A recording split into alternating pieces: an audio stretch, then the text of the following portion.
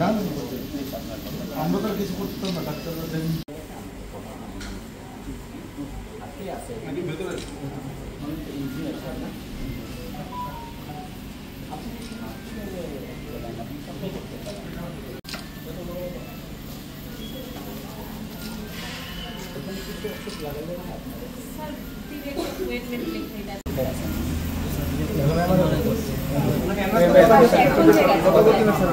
একজন আসলে ছুটি হয়ে গেছে। আচ্ছা, ছুটি ছিল অন্য পরিবারে ওনারা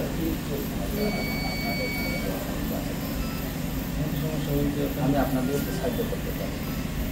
চলছে রেজিস্টার দেখতেছে যা যা হয় মেডিসিন সব চলছে। এখন ওনার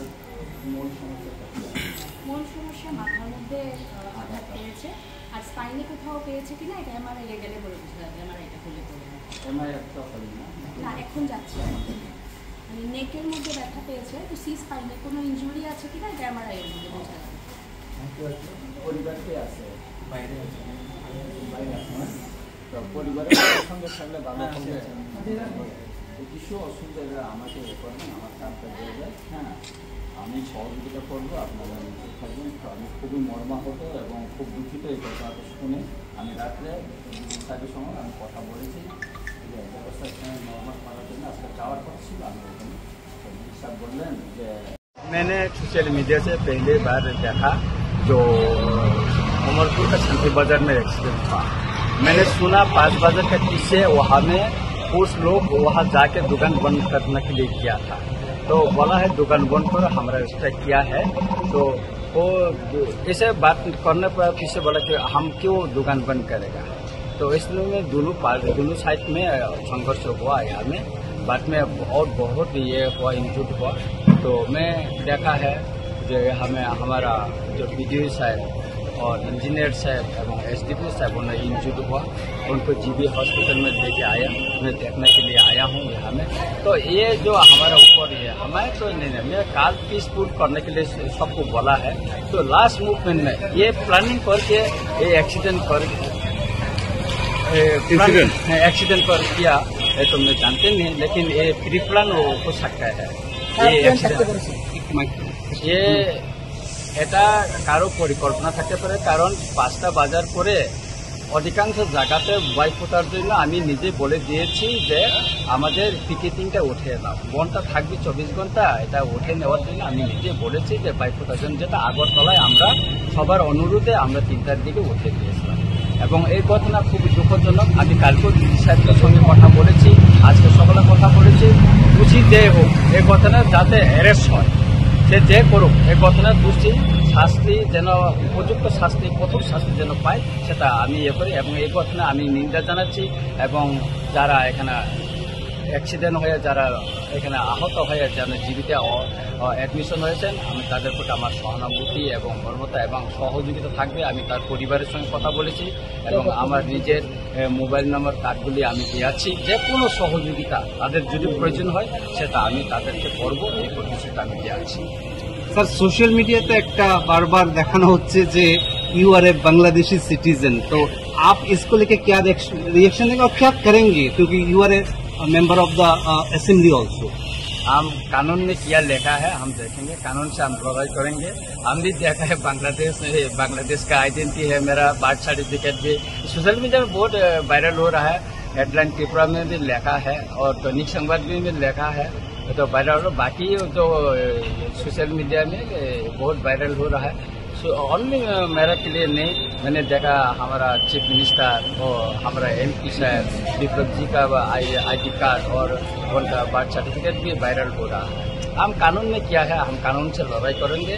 और वो जो हमारे असेंबली का जो प्रिविलेज कमिटी है, हम वहाँ में कम्प्लेन करेंगे और जल्दी एक्शन के लिए हम सर এটা কি ফেক নাকি?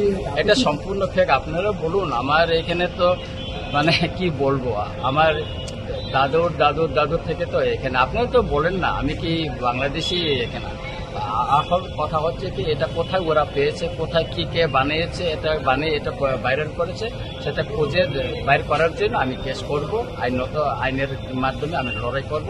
ওরা যারা এটা বিরুদ্ধে আমার এগেন্সে যারা ভাইরাল করেছে এই এই আইডি কার্ড এবং জন্ম সার্টিফিকেট নিয়ে আমি আইনের লড়াই করব। सर एक कॉमन चीज আমরা দেখেছি যে आप भी बोल रहे हैं कि एक कंस्पिरेसी हो सकता है, सीएम भी बोल रहे हैं कंस्पिरेसी, सारे लोग ही बोल रहे हैं कंस्पिरेसी, पर ये कंस्पिरेसी किया कौन? और आप सब सरकार में हैं, पुलिस था वहां पे, इसके सामने ये इंसिडेंट हुआ है, तो how do you see the overall thing? मैं बोलूंगा पुलिस वहाँ में थे, पुलिस क्या कर रहा है? जिस टाइम में वहाँ में संघर्ष हुआ पुलिस क्यों माना नहीं किया? पुलिस क्यों माना नहीं किया वहाँ में? वो उस टाइम तो उनका सामने ही संघर्ष हुआ, कल्चरल स्ट्राइक है ना, वहाँ में तो पुलिस भी है ना, जो पिकेटिंग के सामने बाजार में तो पुलिस है, तो पुलिस के सामने सब लोगों ने बोला है, पुलिस के सामने ये संघर्ष हुआ। और वहाँ में उन लोग लाठी लेके वहाँ में गया, वही तो वीडियो फुटेज भी है ना, तो वो चुन के अरेस्ट करो, आज तक क्यों नहीं किया? আপনি কি মনে করেন সে আপনাদের পিকেটিং এর মধ্যে অন্য কোনো দলের লোক ছিল? অন্য কোনো দলের লোক মানে সেখানে ঢুকে এরকম কাজ করতে পারে, এটা সম্ভব। সারা ত্রিপুরাতে প্রধানে আর যে জায়গাটা ব্যবসায়ী করে নেওয়া হচ্ছে সেটা হলো মিশ্র জনবসতি এলাকা। দেখুন 1980 সনেও এমন একটা মিশ্র জনবসতি এলাকা লেম্বুসারা দেশে নিয়েছিল, গতকালেও সেই মিশ্র জনবসতি এলাকা শান্তিবাজারে এখানে বাস ব্যবসায়ী করে নেওয়া হয়েছে। আমি যখন তো ঘটনা অ্যাক্সিডেন্টের ঘটনা দেখার পরে আমি বলেছিলাম এটা পূর্ব কোনো পরিকল্পনা, কারণ দিনের বেলা ঘটনা ঘটছে না, যখন দুদলীয় হইল অন্ধকার নেমে আসলো তখন এই ঘটনাটা হয়েছে। সুতরাং এটা পূর্ব পরিকল্পনা ছাড়া আর এরকম ঘটনাটা ঘটার সম্ভাবনা নাই। স্যার কাগজকে কি আপনারা চিহ্নিত করতে পেরেছেন এখন পর্যন্ত চিহ্নিত করতে পারে না। অন্যান্য ত্রিপুরা স্যারও ইনজুর হয়েছে, একজন বুলেট ইনজুর কোলাই হসপিটালে আছে। আমি কথা বলেছি, আমি ডিজি সাহেবকেও বলেছি, ওনাকে ট্রিটমেন্ট দেওয়া হয়েছে। আরও কয়েকজন ইনজুর হয়েছে, আর 4 জনের নাম আমার কাছে এসেছে। অনেকে বইয়ে ট্রিটমেন্টে যাচ্ছে না, আজকে তাদেরকে পুলিশ এস্কর্ট করে সেখানে পাঠানোর জন্য আমি বলেছি যে তারা ট্রিটমেন্ট হয়ে যাবে। আমার কাছে কিছু ফটো আছে তাদের ইনজুরগুলি, মানে অনেকের পেটের মধ্যে একজনের তীর লেগেছে, সেই ছবিটাও আমার কাছে আছে, ওটা আমি আলোচনা করব। এবং আজকে আমি সেখানে যাওয়ার কথা ছিল, ডিজি সাহেব বললেন সেখানে সিচুয়েশন তো নর্মাল এখনো হয়নি, আপনি 1 দিন ফুল করে দেন, আবার সেখানে যাওয়া যাবে। সব অংশের জনগণের সঙ্গে আমি দেখা পাবো। বুলেট যে ইঞ্জুরি হয়েছে এটা কি পাবলিকের দ্বারা নাকি পুলিশ দ্বারা? এটা কে করছে জানি না, কেন পায়ে দিয়ে। ওনার নাম হচ্ছে অজিত দেববর্মা, উনি কোলাই হাসপাতালে আছে। আজকে অনেক সাংবাদিকরা ওনার ইন্টারভিউ নিয়েছে, আমি ডিজি সাহেবকে জানিয়েছি। ডিজি সাহেব বলছে এটা বুলেট ইনজুর নাও হতে পারে, কিন্তু যিনি ইনজুর হয়েছে উনি বলছে ওটা পাওটা একদিকে লেগে বাইরে হয়ে গেছে এবং এখানে অপারেশনের দরকার নেই, কিন্তু ওনার ব্যান্ডেজ বড় হয় একটা ইনজুর।